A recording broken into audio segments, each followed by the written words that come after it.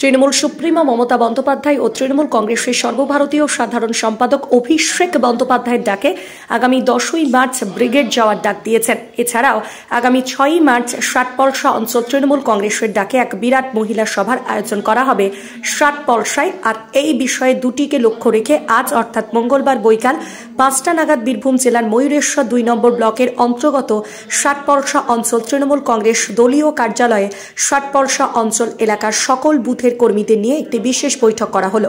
আর উক্ত বৈঠকে প্রধান বক্তা ছিলেন ময়ূরেশ্বর 2 নম্বর পঞ্চায়েত সমিতির সহ সভাপতি জটিল মণ্ডল সহ ওই এলাকার একাধিক তৃণমূলের কার্যকর্তারা।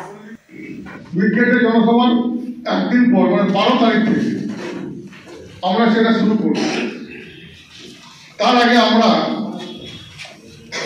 6 তারিখে যে আমাদের মহিলা সম্মেলন, ওই সম্মেলনে আমাদের নেত্রী মমতা বন্দ্যোপাধ্যায় সার্বিকভাবে সর্বস্তরের মানুষের কি উন্নয়ন করেছে সেটা আমরা একটা যেমন গ্রাম পঞ্চায়েত নির্বাচন সময় তুলে ধরেছিলাম, সেটা আমরা তুলে ধরবো আবার।